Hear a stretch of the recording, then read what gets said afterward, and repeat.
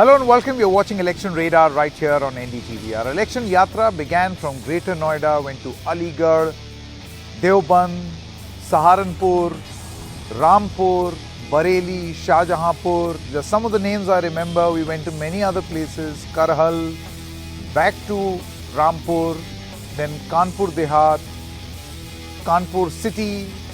We went all the way down south to Raebareli, Amethi, Lucknow, Lakhimpur Kheri, and in Ayodhya. I may have missed a couple of cities and towns, but you can see the journey on our map. Completed about 2,500 kilometers, still counting. But today, in this journey to Ayodhya, it is very significant to know that the very place that gave BJP its identity in national politics, the Ram Temple movement. How is the BJP doing there? Remember, it's a very, very significant election to take place in Ayodhya. Number one, it's a brand new district. Its name has turned into Ayodhya. Number two, the old town, the twin city of Faizabad is now Ayodhya Cant. So an old city and its existence has been killed. A brand new city, a brand new existence is being built. How is the BJP faring after having done all of this? Is politics in Ayodhya Ram ke naam? That's the point that we are trying to make. Let's first understand the Ayodhya district and how many constituencies fall in this district. So you've got Daryabad, where in 2012 the Samajwadi Party, let's put up that map on screen, 2012 went to the Samajwadi Party, 2017 came to the BJP. Rudauli, which has a sizable Muslim population surprisingly, in 2012 and 2017 was with the BJP. Milkipur, another constituency, 2012 with the Samajwadi Party, 2017 with the BJP. Bikapur, again, 2012 Samajwadi Party, 2017 with the BJP.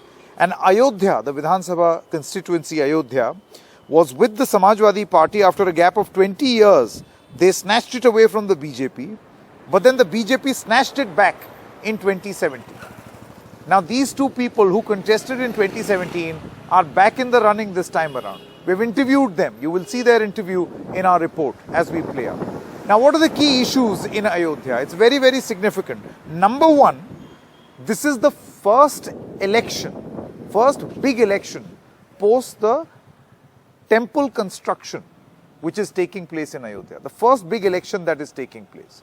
So the BJP is trying to position itself as a party which has managed to start the construction work of the temple. That's point number one. Number two, while there is anti-incumbency, the BJP is promising on the ground a temple economy, that will build an economy around the temple in Ayodhya. That's what they're proposing and showcasing. It's a brand new airport, brand new railway station. These are all promises that are being made to Ayodhya. But the thing is, Ayodhya's civic issues still remain unfulfilled and massive problems. You know, those lanes, narrow lanes and by lanes are filthy even now. The BJP claims that they've fixed a lot, but those problems still remain. Rehabilitation of shops, another major issue which you will see in this report, for the temple corridor is causing a massive heartburn. You see what is happening is narrow lanes, very little room for entry point to the temple compound.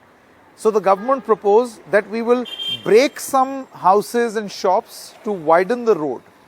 Now that has not gone down well because many shopkeepers feel, where is the rehabilitation plan?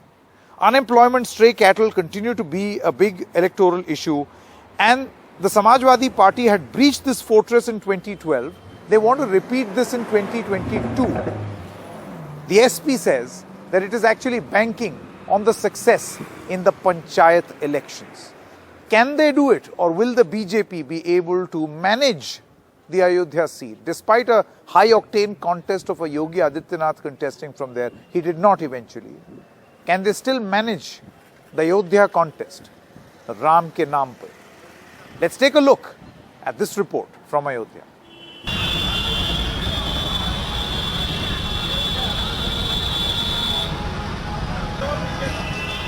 तो इस वक्त हम आ गए हैं अयोध्या के हनुमानगढ़ी मंदिर के एकदम बाहर। जैसे कि आप देख सकते हैं कि सारे श्रद्धालु अब अंदर जा रहे हैं ये अयोध्या के एकदम बीचों बीच है और बस महज कुछ मीटर दूर है राम जन्मभूमि से।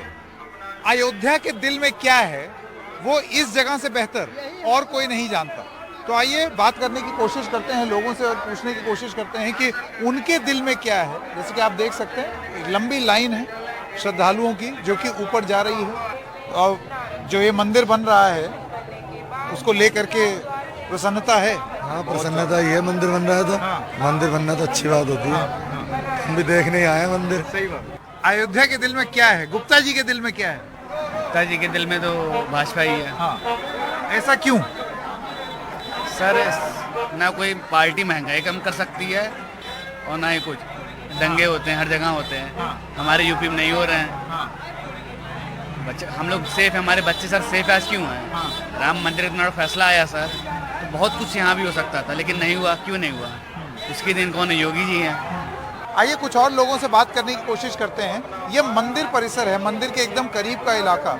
मैं हाँ बताइए, स्थानीय है क्या? बहुत फैन हूँ। हाँ, थैंक यू। आप अयोध्या के ही हैं? जी, अयोध्या में ही रहता हूँ। अच्छा, देखिए आपके दिल में क्या है? अभी यहाँ का जो रोड मैप है वो अभी तैयार नहीं है। रोड मैप जो तैयार है केवल मंदिर का लेकर रोड मैप तैयार था, वो बेहतर है। सबकी आस्था है, हमारी आस्था, आपकी आस्था, सब लोग उससे जुड़े हुए हैं, उसका कार्य कर रहे हैं। इनको अपना व्यवसाय बिजनेस भी करना है क्योंकि जिनका जीविकोपालन इसी से सकता है तो वो क्या करेगा? तो ये इसके लिए एक अलग बेहतर करना पड़ेगा। बहुत सारे यहाँ पर भारतीय जनता पार्टी के नेता, उन पर आरोप लगा कि वो रातों रात जो है वो प्रॉपर्टी डीलर बन गए हैं। जिनके हाथ में पावर है, शासन है, सत्ता है, वो ऐसा कर रहे हैं। मैं आपसे जानना चाहता हूँ कि आपके हिसाब से सबसे बड़ा चुनावी मुद्दा क्या रहेगा अयोध्या में? चुनावी मुद्दा खाली इनका राम मंदिर को लेके चलेंगे, करेंगे ही ज़्यादा। और तो अयोध्यावासी इनसे बहुत नाराज चल रहे हैं क्योंकि यहाँ के चौड़ीकरण के मामले से यहाँ के रोजी रोटी सब चली जा रही है सबकी। और श्रद्धालु आएंगे तो आप भी कहीं विस्थापित हो जाएंगे। सब सही है लेकिन इसको यहाँ के दुकानदार को देखते हुए कि कहाँ उनको स्थापित किया जाए, ये सब कोई मैटर अभी तक आया नहीं यहाँ पे। तो एक गुप्ता जी का ये मानना है कि सब कुछ ठीक है, हमको मौका मिल जाएगा आगे, और एक गुप्ता जी हैं जो कहते हैं कि कोई रोड मैप ही नहीं है तो कैसे काम होगा। फूल बेचते हैं आप यहाँ पर हैं? आपके लिए चुनावी मुद्दा क्या होगा? चुनावी मुद्दा ये होगा जो हमारा रोजी रोजगार चला जाएगा आने से, इससे बेटर है कि हम लोग स्थायी रूप से कहीं दुकान बना के दें, इससे हमारा रोजी रोटी चल सके। आपका शुभ नाम? प्रहलाद गुप्ता। हाँ? प्रहलाद गुप्ता जी। गुप्ता जी, बहुत सारे गुप्ता जियों से बात की है हमने यहाँ पर। कुछ नाराज हैं, कुछ कह रहे हैं ठीक है, कुछ कह रहे हैं हमारे व्यवसाय पर चोट पहुँचेगी, कुछ कह रहे हैं कि नहीं, चोट नहीं पहुँचेगी, उज्जवल भविष्य के लिए। भाई जब दुकानें नहीं रहेंगे ये तो हम कहाँ जाएंगे बताइए? हाँ? या तुमको हमको जगह दिया जाए कहीं पे रहने के लिए, हमारा दाल रोटी चले। हाँ? जब उजाड़ देंगे कहाँ जाएंगे बताइए आप?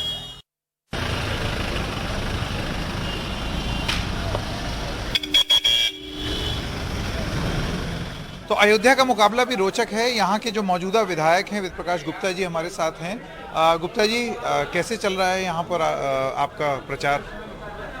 अयोध्या तो प्रभु राम की नगरी है और माननीय योगी आदित्यनाथ जी यशस्वी मुख्यमंत्री उत्तर प्रदेश, जिन्होंने सरकार बनने के बाद पिछले 5 वर्षों में अयोध्या को माननीय प्रधानमंत्री नरेंद्र मोदी जी के मार्गदर्शन में विश्व स्तरीय नगरी बनाने का जो संकल्प लिया, हम निरंतर उस पर आगे बढ़ रहे हैं। आज अयोध्या विश्व स्तरीय नगरी बनने की दिशा में अग्रसर है और साथ ही साथ विकास के कार्य भी इस प्रदेश के अंदर इन 5 वर्षों में हुए हैं वो अभूतपूर्व हैं। पिछले 75 वर्ष के तुलना 5 वर्ष में आप देखेंगे कि कोई मुकाबला ही नहीं है। और मैं कह सकता हूं कि अयोध्या का जो धार्मिक, पौराणिक, सांस्कृतिक स्वरूप है, उसके साथ साथ जो अब तक कमी रही कि अयोध्या को पर्यटन नगरी के रूप में भी स्थापित करने का काम यशस्वी प्रधानमंत्री, यशस्वी मुख्यमंत्री कर रहे हैं। लेकिन आपको नहीं लगता है कि ये वीआईपी कॉन्स्टिट्यूंसी होते होते रह गई? यहाँ बड़ी बात चली कि योगी आदित्यनाथ जो है वो यहाँ से लड़ेंगे, लेकिन फिर अंत में नंबर गुप्ता जी का ही आया। देखिए, हम तो ये तैयारी ही कर रहे थे कि माननीय मुख्यमंत्री जी को लड़ाना है अयोध्या विधानसभा से, और ये निर्णय पार्टी का था, संगठन का, इसलिए मैं उस पर कुछ नहीं कह सकता। लेकिन आज भी माननीय मुख्यमंत्री जी का ही यहाँ पर लगातार लगाव रहा है। 40 बार वो आए हैं, तो वो जो कुछ उन्होंने योजनाएं और काम अयोध्या के लिए दिए, अयोध्या को विश्वसनीय, हम लोग उसी को लेके आगे बढ़ रहे अब हैं। देखिए, बतौर पत्रकार कुछ सवाल मेरा पूछना लाजमी है, और वो सवाल है विकास को लेकर के। मंदिर जरूर बन रहा है, मंदिर निर्माण से लोग प्रसन्न भी हैं, लेकिन उसी शहर में बहुत सारे व्यापारी नाराज भी हैं कि उनकी दुकानें तोड़ दी जा रही हैं सड़क चौड़ीकरण के, और उनके पुनर्स्थापन के लिए कोई ठोस कार्रवाई नहीं है। आपको नहीं लगता है कि इस रोष के बारे में भी ध्यान देना चाहिए? देखिए, मैं आपको बताना चाहता हूँ, वो भ्रमित करने की बातें हैं जो लोग कर रहे हैं। व्यापारी कभी नाराज नहीं है। मैं व्यापारी नेता हूँ 35 साल से, प्रदेश का महामंत्री व्यापार मंडल का, आज मौजूदा में भी वरिष्ठ उपाध्यक्ष हूँ उत्तर प्रदेश उद्योग व्यापार प्रतिनिधि मंडल का। तो व्यापारी मेरे साथ पिछले 35 वर्ष से जुड़ा है, वो नाराज है ही नहीं। और दूसरी बात मैं आपको बताना चाहता हूँ आपके सम्मानित चैनल के माध्यम से, तो एक दुकान 5 वर्ष में नहीं टूटी है, अभी कोई ऐसा काम हुआ ही नहीं है। और ये बात माननीय मुख्यमंत्री जी ने यहाँ पर कही थी कि हम लोग बिना तोड़ने से पहले बसाने का काम करेंगे, और निश्चित रूप से व्यापारी की सहमति से ही ये सब काम होंगे। देखिए, क्योंकि ये मेरा गृह जनपद भी है, इस वजह से मैं जानता भी हूँ, ऋषिकेश जी भी ये चीज जानते हैं कि बहुत लोगों का ये आरोप है कि चिराग तले अंधेरा यहाँ पर लोगों को देखना पड़ रहा है। कोई बड़ा उत्सव जरूर मनता है, लेकिन व्यापारी दुखी हो जाते हैं, रूट लग जाता है, वीआईपी खूब आते हैं, लेकिन यहाँ के स्थानीय लोगों का उस तरीके से विकास नहीं हुआ, सिविक जो फैसिलिटीज हैं वो नहीं बढ़ी। मैं आपको एक बात बताना चाहता हूँ, अभी 1 जनवरी थी, नव वर्ष था, पहली बार अयोध्या की में जाम हो गई थी, और पूरे देश और प्रदेश से लोग आए थे, लाखों लोग आए थे। उस दिन 2 लाख लोगों ने दर्शन किया है। और मैं आपको बताना चाहता हूँ, एक एक व्यापारी जो छोटी सी मिठाई की दुकान हलवाई की करता है, 27 हज़ार की बिक्री हुई थी। आप कैसी बात करते? व्यापारी तो बहुत खुश है कि अयोध्या का विकास के साथ साथ उसका भी अपना विकास शामिल है, कहीं वो उससे अलग है ही नहीं। देखिए, गुप्ता जी आप हैं, आप ऋषिकेश, मेरे साथ में हमारे महापौर, सम्मानित महापौर जी, माननीय ऋषिकेश उपाध्याय हैं, आप इनसे पूछ सकते हैं। नहीं, मैं बिल्कुल पूछूंगा उनसे भी, लेकिन उनसे जुड़े हुए कुछ आरोप ऋषिकेश उपाध्याय जी पे लगे हैं और भारतीय जनता पार्टी के नेताओं पे लगे हैं कि रातों रात यहाँ पर लोग जो बीजेपी से जुड़े थे वो एकदम प्रॉपर्टी डीलर बन के करोड़पति बन गए। आपको लगता है कि ये इसका राजनीतिक खामियाजा आप भुगत सकते हैं? उपाध्याय जी से मैं बात करूंगा ही। मैं आपको एक बात बताना चाहता हूँ कि ये जो लोग आरोप लगा रहे हैं, इनके पास कुछ, इनका अपना काम नहीं है 5 वर्षों का, खाली आरोप की एक झड़ी है जिससे लोगों को दिग्भ्रमित करने का काम कर रहे हैं। 5 मिनट में रजिस्ट्री में एक प्रॉपर्टी का दाम जो है वो दुगना तिगुना चौगुना हो जाना।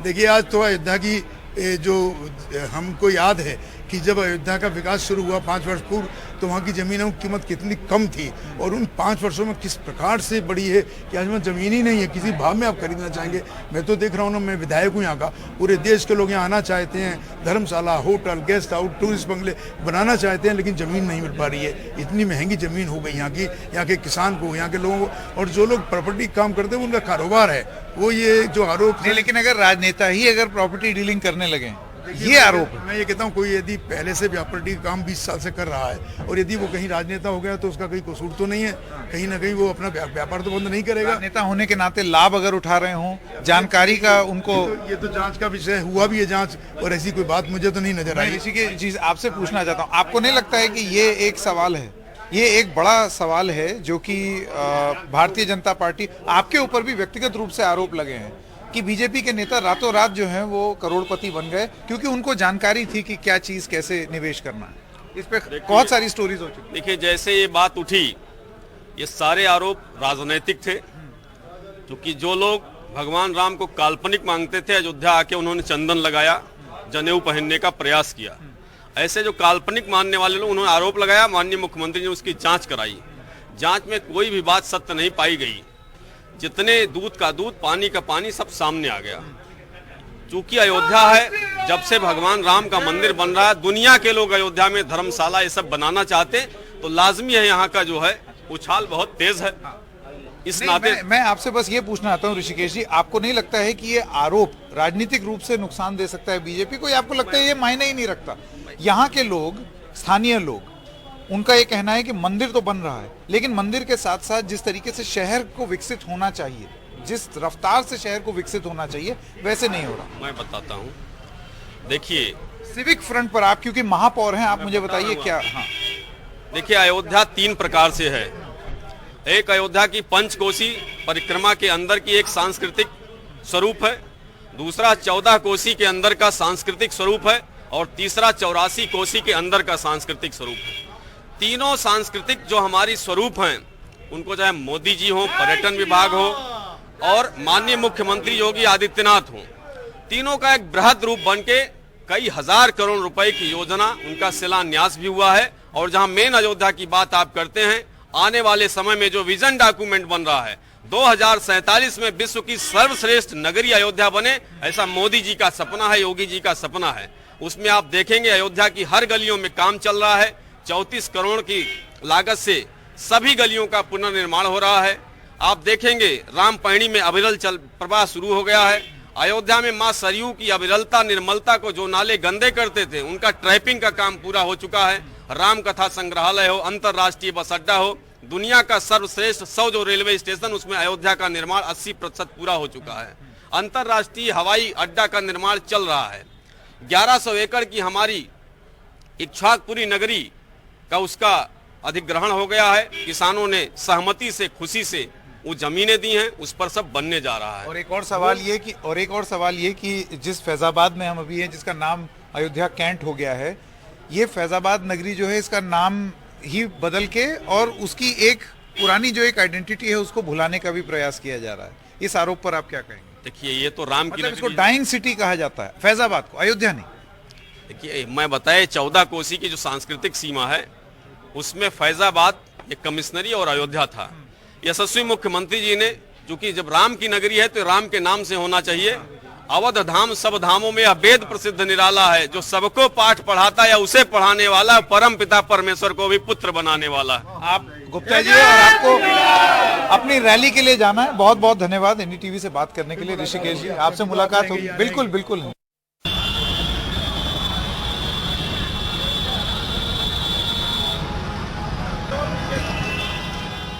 पवन पांडे हमारे साथ हैं, अयोध्या के समाजवादी पार्टी के प्रत्याशी। पवन जी, कैसा मुकाबला लग रहा है आपको इस बार? पूरे उत्तर प्रदेश में प्रचंड बहुमत के साथ समाजवादी पार्टी और आदरणीय अखिलेश जी की लहर चल रही है। समाजवादी पार्टी के जो फर्स्ट, सेकंड, थर्ड फेज के चुनाव हुए, उसमें जो जनता का रुझान सामने आया है, वो इस बात का प्रमाण है कि पश्चिम की हवा इतनी तेजी से बह चुकी है कि वो पूर्वांचल और फैजाबाद, अयोध्या पहुंचते पहुंचते बवंडर और तूफान का रूप ले लेगी। और अखिलेश यादव जी का तूफान और बवंडर प्रचंड बहुमत के साथ समाजवादी पार्टी की सरकार बनाने जा रहा है। क्यों ये कॉन्फिडेंस क्यों है आपको कि यहाँ पर अयोध्या में भी ऐसा होगा? क्योंकि 2017 में नहीं हुआ। ये कॉन्फिडेंस इसलिए है कि जो देवतुल्य जनता है उसको योगी जी ने और उनकी सरकार ने ठगा है, छला है, लूटा है, मारा है, पीटा है, बुलडोजर चलाया है, फर्जी मुकदमों में जेल भेजा है। और यहाँ की जनता को, जो यहाँ की आवाम है, उसे मनुष्य समझकर जानवर समझ जैसा व्यवहार योगी सरकार में हुआ है। तो जो जनता, जब इनके पास ताकत थी तो इन्होंने जनता के साथ जो व्यवहार किया है, जनता उसका बदला लेगी। जनता इस धरती के देवता हैं और समय परिवर्तन होता रहता है। योगी जी अहंकार में आ गए, उनकी सरकार अहंकार में आ गई, अधिकारी डाकू हो गए, सरकारी दफ्तर लूट और भ्रष्टाचार का अड्डा हो गए। अगर कोई गरीब किसान, नौजवान, व्यापारी गया तो उसका खून पी लिया इनके अधिकारियों ने, जेब से रुपए तक निकाल लिए, बचा नहीं कुछ।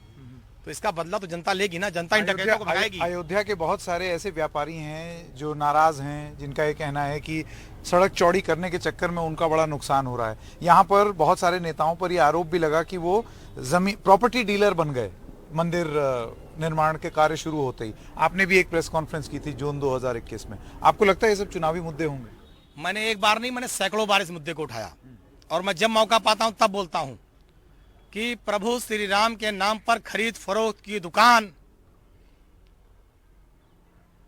योगी आदित्यनाथ जी के नेतृत्व में अयोध्या में खुली और योगी आदित्यनाथ जी के संरक्षण में उनके नेताओं ने, उनके अधिकारियों ने जमीन की खरीद फरोख्त की। जमीन के खरीदने बेचने के जो नियम कानून हैं उसे ताक पर रखे गए। जिन अधिकारियों को जांच दी गई, चोर से कहा चोरी करो, डकैत से कहा पूरा माल उठा ले जाओ, वही काम योगी सरकार के अधिकारियों ने इस अयोध्या में किया है। जिस अधिकारी को जांच दी गई उसने खुद अपने रिश्तेदार के नाम सारी जमीन लिखा ली। तो लूट और भ्रष्टाचार की भेंट जो योगी जी के संरक्षण में अयोध्या चढ़ी है, व्यापारी, किसान, नौजवान, महिला, पुरुष, जिस तरह से उत्पीड़न हुआ, पुलिस के लोगों ने जिस तरह से धमकियां दी, डराया, थाने में बिठाकर परिवार को बेइज्जत करके जमीनें लिखाई, तो निश्चित रूप से और समाजवादी पार्टी इन सारे मुद्दों को लड़ी है। किसानों के साथ, व्यापारियों के साथ हम खड़े रहे। 100-150 साल से 3-3 पुश्त से रहने वाले लोगों के मकानों को बुलडोजर चलाकर बाबा ने ऐसे गिरा दिया जैसे लग रहा था बाबा अपने घर की, गांव की गौशाला गिरा रहे हों, अपनी बनाई हुई। तो इतना अपमान, जितना अपमान बाबा ने किया है इस अयोध्या के लोगों का, तो जनता मन बना चुकी है। जनता मन बना चुकी है। 27 तारीख को साइकिल का बटन दबाएंगे, प्रचंड बहुमत के साथ समाजवादी पार्टी की सरकार बनाएंगे। ठीक है, बहुत बहुत धन्यवाद पवन जी। अभी हम हैं अयोध्या के राम की पैड़ी में और यहाँ पर चलिए शुरू करते हैं अपनी बहस। गौरव तिवारी हैं, कांग्रेस पार्टी के हमारे साथ जुड़े हैं। दान बहादुर सिंह समाजवादी पार्टी से हमारे साथ जुड़े हैं। महेंद्र बाल योगी, आप अयोध्या के ही निवासी हैं और पवन शास्त्री बीजेपी से कुछ समय में आने वाले हैं और कल्की राम जी हमारे साथ जुड़े। बहुत बहुत धन्यवाद आप सबका। मान करके क्यों बैठे हैं लोग कि आएंगे तो योगी ही? क्योंकि जब आप लोगों से बात करते हैं तो, या अभी मैं यहाँ बात करूंगा, बहुत एक लंबी फहरिस्त है ऐसी चीजों की जो कि उन्होंने नहीं हासिल की है और लोग नाराज हैं। ऐसा मैं अयोध्या की बात कर रहा हूँ। अयोध्या को पहली बार पूरी दुनिया देख रही है। आज तक जब दीपावली होता था लोग अयोध्या नहीं देखते थे, अपना घर सजाते थे। अब लोग अपना घर बाद सजाते हैं, पहले अयोध्या देखते हैं। योगी जी ने किया क्या नहीं है? जो नहीं हो रहा था वो योगी जी ने किया है। आपके हिसाब से यहाँ पर क्या ऐसी चीज है जो कि योगी आदित्यनाथ नहीं कर पाए? योगी आदित्यनाथ जी अयोध्या में 42 बार आए, केवल इवेंट मैनेजमेंट किए। जितना इवेंट मैनेजमेंट किया है वही पैसा अगर विकास कार्यों में लगा देते तो आज अयोध्या चमकती होती। एक आरोप लगा पिछले साल, जैसे कि आप जानते हैं, कि यहाँ पर तमाम लोग जो हैं वो रातों रात करोड़पति बन रहे हैं जमीन बेच के। आपको लगता है कि एक अवसर ढूंढने की कोशिश की है कुछ लोगों ने जो कनेक्शन रखते हैं कि चलिए रातों रात माला माल बन जाए? देखिए, ये बीजेपी के लोगों का पुराना सिद्धांत रहा है आपदा में अवसर तलाशने का। कोरोना काल में आप ध्यान दीजिए कि कोरोना से जुड़ी हुई चीजें, चाहे ऑक्सीमीटर रहा हो, चाहे कोरोना से संबंधित दवाइयाँ रही हो, मास्क रहे हो, सरकार ने इस पे एक पैसा भी टैक्स कम नहीं किया। लोगों को महंगे खरीदने पे मजबूर किया। ब्लैक मार्केटिंग हम लोगों ने देखी कि 200 रुपए का इंजेक्शन 20-20 हजार रुपए में। अयोध्या में भी वही हो रहा था। अयोध्या में भी वही हो रहा था। और दूसरी चीज, आप ये जो बता रहे लोग करोड़पति बने हैं, उसमें अयोध्या का चेहरा नहीं होगा। आप डाटा उठा के देखिए, गुजरात के लोग उसमें ज्यादा होंगे। अयोध्या की संपत्ति का लाभ गुजरात के व्यवसायियों को देने की ये साजिश हो रही है। अयोध्या में अयोध्या का कोई विकास नहीं होगा, न अयोध्या के लोगों का विकास होगा। ये पिछले 5 से 8 सालों में लोगों को समझ में आ गया है। जो मूलभूत जरूरतें हैं अयोध्या की, आपको लगता है वो पूरी हुई हैं यहाँ के स्थानीय लोगों की? जैसे कि यहाँ पर बहुत सारे लोगों का रोजगार है दुकानों में, और कई दुकानदारों का ये कहना है कि जब आप सड़क चौड़ी करेंगे, विकास का कार्य है, लेकिन उसमें किसी के पेट पे लात पड़ेगी। इसका आप जवाब किस तरीके से देंगे? सड़कें जब चौड़ी होंगी तो व्यापार भी चौड़ा होगा, आवागमन भी चौड़ा होगा, लोगों का फ्लो बढ़ेगा, और हम उनको उजाड़ करके आसमान में नहीं भेज रहे हैं। हमने नहीं, ऐसा ना हो कि दुकान कहीं और हो जाए और दुकानदारी कहीं और हो। नहीं, अब ये आप कहेंगे कि हम किन्हीं के सिर के ऊपर बैठ करके ही दीपक जलाएंगे, यह कोई मानक नहीं है। हमने उनके पुनर्स्थापन की पूरी व्यवस्था किया है। जहां सड़कें होंगी उसके बाद जो इस पे, अरे तो टूट कहाँ गया? जमीन आवंटित नहीं हुई तो किसका तोड़? इनके विधायक जी ने जमीन खरीदा है महेश जोगी वाले में नंबर 2 की, इनके मेयर साहब ने लिया, इनके अधिकारियों ने लिया जो तत्कालीन। शास्त्री जी, ये बहुत बार आरोप लगता है कि यहाँ के स्थानीय नेता जो बीजेपी से ताल्लुक रखते हैं वो रातों रात माला माल हो रहे हैं, क्योंकि उनको मालूम है कौन सी जमीन क्या है। 5-5 मिनट में रजिस्ट्री में 4-4 गुना मुनाफा। बाकी पार्टी के जितने लोग हैं वो अपना जमीन, भवन, मकान सब कुछ दे करके मुफलिस हो गए हैं, साधु हो गए हैं। योगी आदित्यनाथ भगवाधारी, जिनको अखिलेश यादव बाबा मुख्यमंत्री कहते हैं, बार संबोधित बाबा बुलडोजर दास कहते हैं, आपको लगता है कि वो जो उनकी एक छवि है, राजनीति छवि का खेल है, छवि के चलते यहाँ पर हो सकता है भारतीय जनता पार्टी बाजी? वो तो यहाँ आने वाले थे, खबर थी कि यहाँ से विधायकी लड़ेंगे।